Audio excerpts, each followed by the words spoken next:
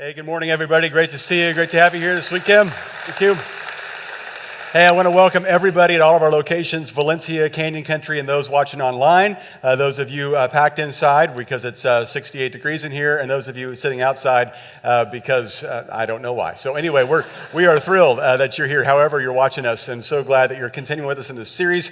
And we are in week 2 of a 5-part series called Chasing Happy, and we're talking about this idea of happiness is something that all of us kind of aspire to, but none of us kind of have mastered this idea of how do we constantly stay happy. And so over the next 5 weeks, we're going to talk about this. If you missed week 1, you can catch up online. The best way to do that is to download the RLC app, and then you can follow along there. You can even share that with other people and invite them to watch along as well. And every weekend that you're at one of our campuses, whether it's the Valencia one or the Canyon Country one, we're going to provide you with something we call your happy place. And so right now, the Valencia location, upstairs at the ground level, as you exit on the east side of the building, there is a happy place there. And today we are giving away Otter Pops. That's right, friends. What brings happiness other than colored sugar, frozen, given to your kids and then shoved in your car? So enjoy that. Hope you have a short trip home, but grab an Otter Pop as you leave, and that's for all ages, kids of all ages. Make sure that you get one. Another thing that we're doing through this series is we sent out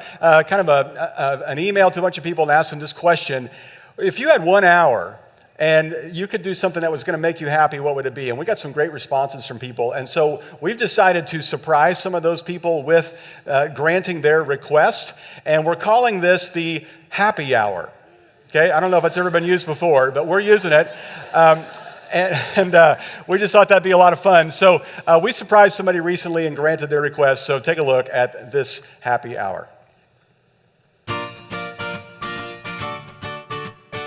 We're outside of the training club right now off of Soledad. And this is a great place where a lot of our people at Real Life go and work out. And what's great about the training club is you can not only work out, but if you go to Foster's Freeze, which is right across the parking lot, you can have one of their deep fried burritos before, and you come over here and you work it out. That's what makes me happy right there. But we're not here for that. We're here because a little bit ago I sent out an email and asked you if you could have 1 hour that you could do whatever, and you thought that would bring you some happiness, what would it be? And many of you responded with a lot of great answers, and we're going to surprise one of those individuals today by granting them their request for 1 hour. So let's go meet them.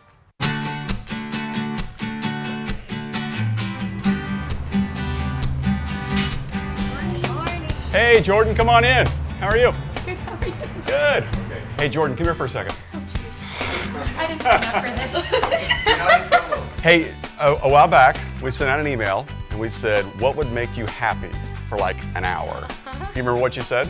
Target. Target, of course, as anyone would. All right, and to go to Target, and there were some conditions. Yes. And No kids. No kids. And Starbucks. And Starbucks. Maybe a white chocolate mocha? Yep. Okay. Well, we're here to tell you we're going to make you happy. All right? And so your husband is here. Good on this. Yeah, if he could come out, please, at this time. There he comes. All right, come on out. And he's going to take the kids, and your drink order and some gift cards are waiting for you at Target. So you don't have to work out today. You just get to go shop. How great is that? This is funny.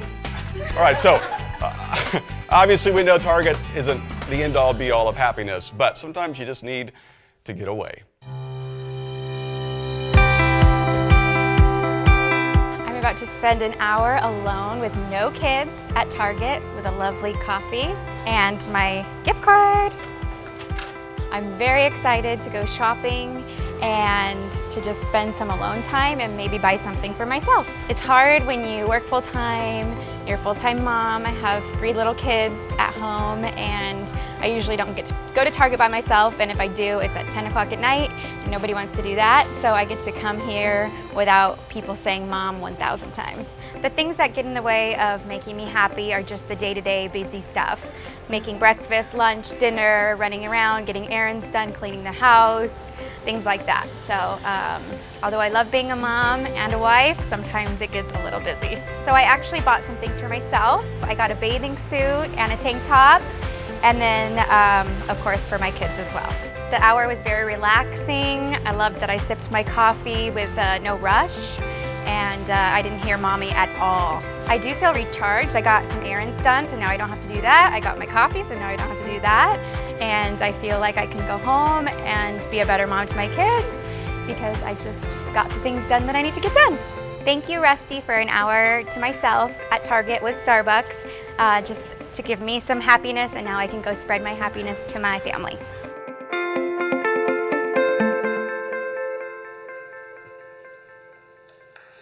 All right.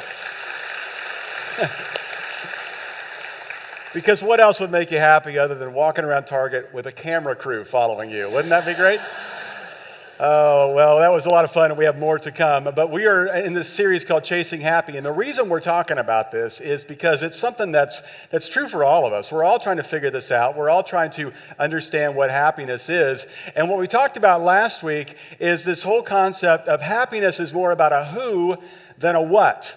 I mean, you think about the things in your life that have brought you happy, the experiences you've had, the times where you've been happy. It's really related to the who's that you're with rather than the what that you are doing. And so you trace that all the way back to childhood, all the way through, your growing up years, kids, whatever it is. It really comes down to the who's you're with rather than the what that you do. Now, this doesn't mean that you have to be married to be happy. In fact, studies show that married people are equally happy and unhappy as single people are. It's really not about whether you're married or not. It's more about the quality of your relationships or the quality of the who's around you. And so this is why we're diving into this as a church and why we're talking about this for 5 weeks. Because the problem that most of us have with God is tied to our pursuit of happiness. Here's what I mean by that. Many of us have stayed away from church for years. And maybe you're just finally back, or this is your very first time at church, or you're watching online because you're not sure if you can actually show up in the building or the walls will fall down and you're nervous. Whatever it is, the reason for that possibly is tied to your happiness. Because at some point in your life, you thought God is not working for your happiness.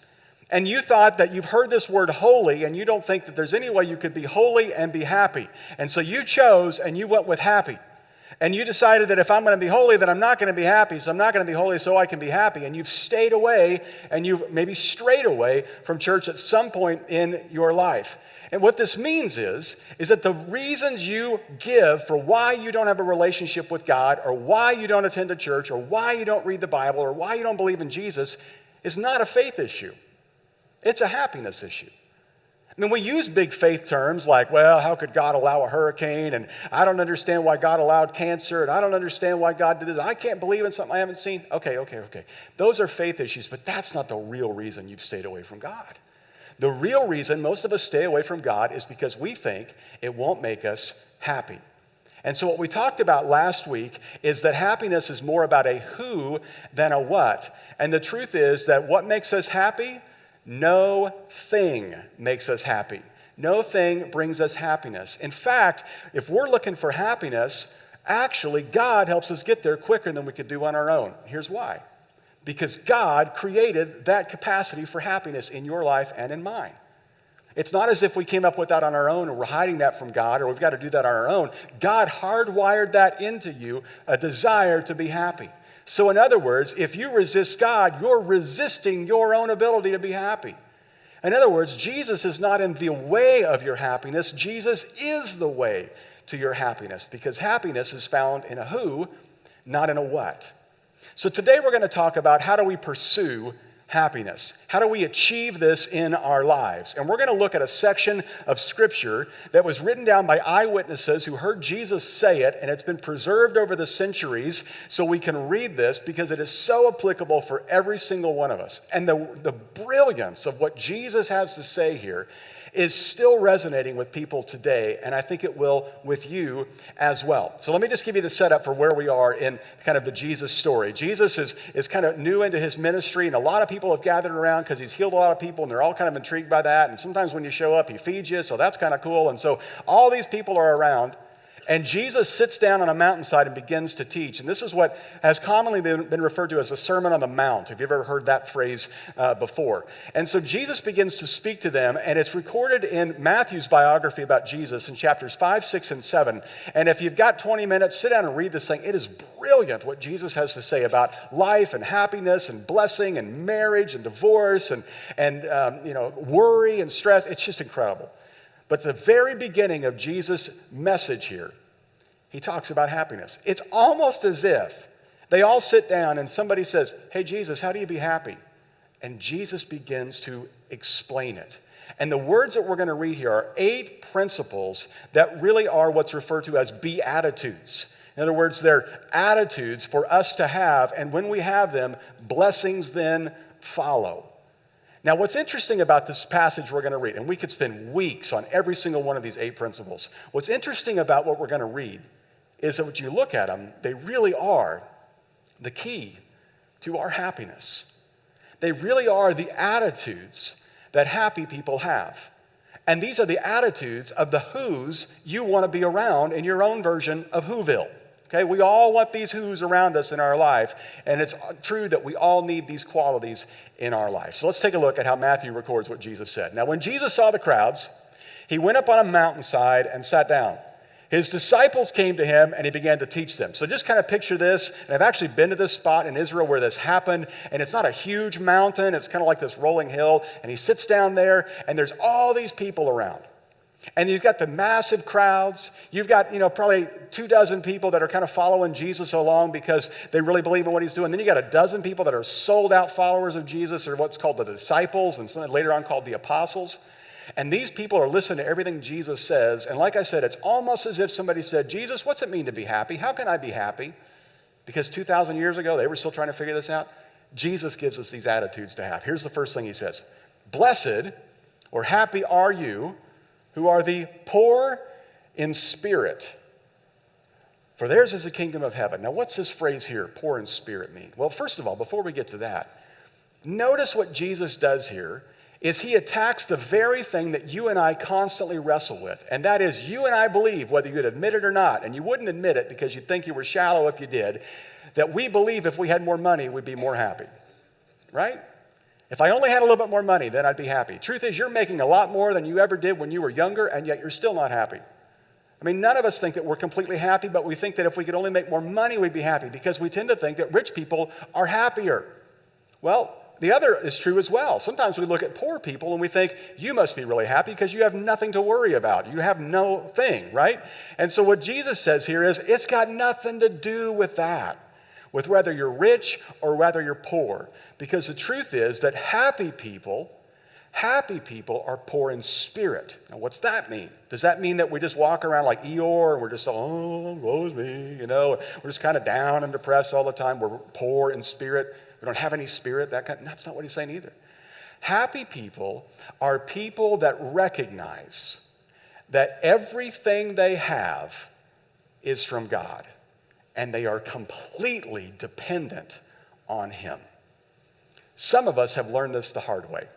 The moment we put our trust in our stuff and in our money, rather than the one who gave us our stuff and our money, we're unhappy. Because you now feel that you have to control all of your stuff and your money. The problem with that is none of us can control the outcomes. We can influence them, but we can't control them. And the moment we try to control our money and our stuff and everything in our life is the moment we're no longer poor in spirit, because we think it's dependent upon us, and we are not happy. This is why you and I are so happy when we go for a weekend away at a hotel. Because you don't own that hotel. You get to influence the atmosphere, but you don't have to control it. You can wear your shoes. You can jump up and down on the bed if you want to. You can leave the TV on all night. You can mess up the mirror. You can leave your towel on the floor. It's not yours. You're going to walk away from it. You don't feel the stress of owning it. And the moment we recognize that our money and our stuff is not dependent on us, but rather it's dependent on God, it becomes easier to give, it becomes easier to be generous, and it becomes easier to be happy. because we're not in control of it anymore. And Jesus says, at the end of the day, your confidence has to not be in your stuff, but in the one that allows you to have it in the first place. You want to be happy? Here's what happy people do. They're poor in spirit, which means they're utterly dependent on God. That's attitude number one. Here's the second attitude, he says. Blessed are those who mourn, for they'll be comforted. Now, this is where we all go, whoa. I thought we're talking about happiness here. What's this mourning thing? I don't want to mourn. Okay, I don't want to go to any funerals. I don't want to see any sad movies. I don't want to deal with that. Here's what Jesus is saying. You know what mourning people do? They are emotionally connected. I don't mean they're constantly grieving. I don't mean they're walking around weeping all the time. I just simply mean that when they go through grief, they go through it rather than try to get over it or go around it. They deal with it. And Jesus is saying the quicker you are to deal with whatever emotion it is that you're having, the quicker it is you'll be happy. Because happy people are emotionally connected to what's going on. Now think about it. You and I don't want to do that. We want to get over it. We want to distract ourselves. We want to medicate ourselves. We want to get around it. But happy people go through grief, not around it. You know what happens when we don't grieve properly? It gets stuffed down inside of us, and it comes out in the oddest of places. It comes out when suddenly you just lose your mind and start screaming at your kids. Or it's the person, at Starbucks who loses their mind because their drink order isn't right. And you're like, good grief, chill out, buddy. Well, there's probably something deep down going on there, right? It happens in movies a lot of times. You just start crying. You don't know why. Why are you crying? Well, it's just so sad. It's Spider-Man. I mean, what on earth, We got bit by a spider. You don't know. I mean, it comes out in the weirdest way because you haven't dealt with it. You haven't owned it. And Jesus says, let me tell you, happiness, it's got a lot to do with owning what's going on emotionally. Here's the third thing that Jesus says. This is brilliant. Blessed are the meek, for they will inherit the earth. Now, this word, we don't talk about this word a lot. No one really says, he's such a meek person, and that's not ever a good thing, right? In January, he didn't say, this year I want to be more meek. That's me, okay? No one thinks that way because we think meek means weak. But in actuality, the word meekness means kind of bridled strength, like a horse that's kind of held back a little bit by the reins. It means you have the authority, you have the power, you can flex your muscles, but you don't. Because you take a back seat to whatever God is doing. It's as if you know you're part of God's world, but you're not the center of the world. And you're okay with that. You're able to take a step back and have a little reserved strength and listen to what somebody else says and let somebody else win every now and then and give up your rights and what you want and your ways and just relax. And when you yield like that, Jesus says, you have that attitude, I'm telling you, happiness will come so much quicker for you. Do you see, there's something in common with all these so far. You kind of catch on what's going on? We'll get to it in a second. Here's the next thing that Jesus says. Blessed or happy are those who hunger and thirst for righteousness, for they will be filled. Now, right there, some of you are checking out. You're thinking, that sounds like a religious term. I don't want to do that. That sounds miserable. Okay, I don't want to party with those people. That does not sound fun at all because we think hunger and thirst for righteousness? What do I got to do there? Does it mean I got to wear sackcloth and roll around in ashes and join 12 Bible studies and never eat bacon? No, that's not what he's saying here, okay? What he's saying here is, you know what? You know when you've been most happy in your life? When you've made the right choice. Because when you make the wrong choice, it brings regret. I mean, think about the things you regret most in your life. You go back to when you were in high school or when you were in college. I mean, none of us are saying, I'd love to go back to high school and do more dumb things. I'd like to make more stupid decisions than I did, because that was great. I never spent 2 or 3 nights in jail. I'd like to do that. That would be good, right? None of us think that way. We recognize the value of making right choices. And Jesus says, when you pursue that, when that's your attitude of, I want to make the best right choice, guess what eventually shows up in your life? Happiness. So pursue it with all that you have. Then look what he says next. He says, blessed are the merciful, for they will be shown mercy. You know what this word mercy means? It means you are relationally generous. You recognize there are some people that they owe you. They owe you big. They owe you an apology. They owe you a retraction on Facebook. They owe you to say something nice. They owe you time. They owe you money. Somebody owes you your first marriage back. Whatever it is, you recognize that somebody owes you, but you let them off the hook. You are shown mercy because you've been shown mercy. And Jesus says, when you just let some stuff go, instead of having to be that person ranting on the internet all the time about all the things that are wrong and all the people that have done you wrong, all that makes you is bitter. Let me ask you, have you ever met a happy, bitter person? I mean, really, you don't meet a bitter person and go, they're so bitter, but they're so content and happy, you know? You just tell your kids, you should be more like them, right? That's just, no, we don't do that. There's no happy, bitter people. And Jesus says, I want you to be relationally generous. They don't deserve the apology. They don't deserve you accepting it. They don't deserve friendship, but give it because your Heavenly Father has been relationally generous to you. And even though they weren't paid back or even though you weren't paid back, guess what? You're happy, and happiness shows up. This next one is so brilliant, but we often miss it because we're so consumed with pursuing happiness, we miss that Jesus is showing us how to find happiness in this next one.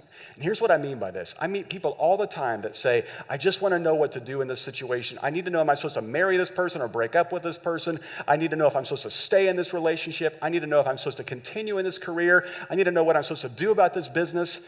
And Jesus tells us in this next one how not only to be happy, but to see things the way that God does. Wouldn't you like to have God's perspective on everything? Because everything would make a lot more sense. And he says, I'll tell you how you can do that. You can literally not only see God, but be able to see like God if you do this one thing. Here's what he says. Blessed are the pure in heart, for they will see God. Now, this phrase, pure in heart, does not just mean they had good intentions. They meant well. It means you make pure decisions. You are pure in the way you do your business. You are pure in your relationships. You are pure in your sexuality. You are pure in your language and the things that you talk about. And Jesus says this, when you choose and pursue purity, you will see things so clear. And haven't we all said things like, I don't know how I got in that situation. I don't know why I ended up with that person. I don't know how I wasted those many years of my life.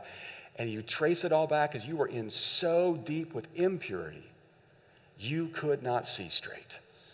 And in a culture that is constantly obsessed with the fear of missing out, in a culture that's constantly telling you you are not having enough fun, in a culture that's telling you that you throw your morals away and you'll have a lot more fun that way, in a culture that reserves the word pure just to talk about water, Jesus says, if you make pure decisions, not only will you pave the way to intimacy in your relationships, but you will see clearly.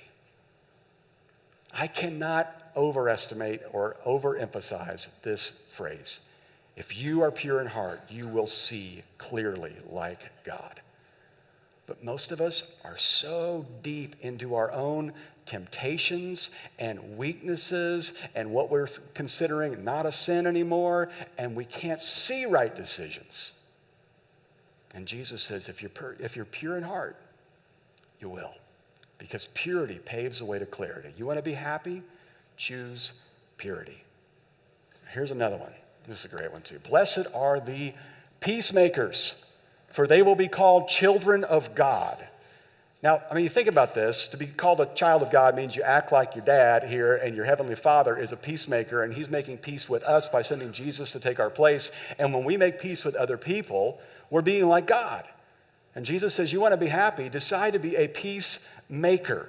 I mean, think about it. Do you know any happy troublemakers?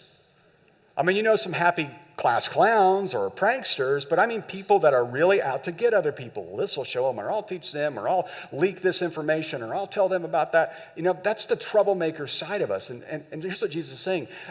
Troublemakers are troubled people. And if you consistently yield towards that, you will not find happiness. Troublemakers are not happy. Christian author and speaker Joyce Myers tells about a time early in her marriage when she was not happy at all. She was miserable, and she was so frustrated because her husband was happy. And so she just said, I just made it my mission in life to make him miserable as well. I mean, that's great marriage vows right there, right? Till death do us part, all right? So she said, I'm going to make him as miserable as possible. And after trying this for a while, he finally just looked at her and said, listen, I love you, and you're miserable, but I'm choosing happiness. You can either choose it or not, but I'm going to be happy, and you can't stop it. And she said that phrase alone changed her life when she recognized that happiness was a choice, and she could stop trying to choose the trouble she was in. And whatever it is you got going on in your life, if you're just trying to stir up trouble for other people, you will not find happiness. Happiness is not at the end of that. Jesus says, happy are those who make peace. Happy are those who make peace. Now there's one more. There's one more, and this is where we kind of want to put the brakes on things and say, no. 7's good. Don't need 8. Jesus says there's one more. Here it is. Happy are those who are persecuted. Whoa. How could that ever be happy? Because of righteousness, for theirs is the kingdom of heaven. And this word persecuted, we don't really understand that much today. Even though there's more people dying for their faith today than ever before, here in America, we don't understand this very much. We might lose a job, you might lose, a relationship, a friendship or whatever. But what Jesus is saying here is so brilliant because he's saying, you're going to have things in your life that bring you suffering. Why not suffer for the right thing? Because then at least you'll be able to sleep at night. All of us are going to have regrets. All of us are going to make decisions that cause pain in our life. Why not make right decisions so at least you suffer for the right thing? You chose to be honest. It cost you a promotion. It hurts, but at least you know you did the right thing. And Jesus says here, when you choose to pursue the right decision, even if it gives you trouble, you'll at least have peace when your head hits the pillow at night because you did the right thing. That's what happy people do. Now, do you see a growing trend through all of these 8 things? Kind of a fine line through every single one of them.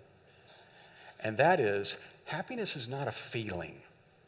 Happiness is not suddenly I'm happy. Happiness is not, I bought this and now I feel good, but once somebody else gets something better, then I won't feel happy anymore. Happiness is an outcome. Happiness is the result of doing these 8 things over and over and over again.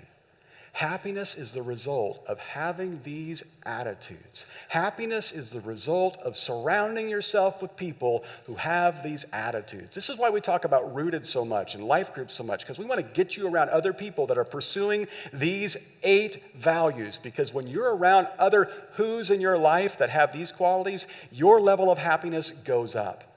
Happiness is an outcome. It's not a feeling. The question is, are you willing to wait for it? I am not a real techie person, okay? I'm kind of good with the phone once in a while, but when it comes to my computer, there's a limit, and there's certain things that come up, pop up on my screen. I don't get that. I don't know what that means. It's broken, let's get a new one. JavaScript, what's that? Is that coffee? I don't know. It doesn't make any sense to me, right? But there's a guy on our staff that does a lot of different things around here, Scott Harlan. He's just amazing, but he understands all things computers. So I just always call Scott. Scott, come in here and fix this. I don't know what's going on. And he'll just sit down and just, okay, you're done. That's awesome. Thanks. What was it?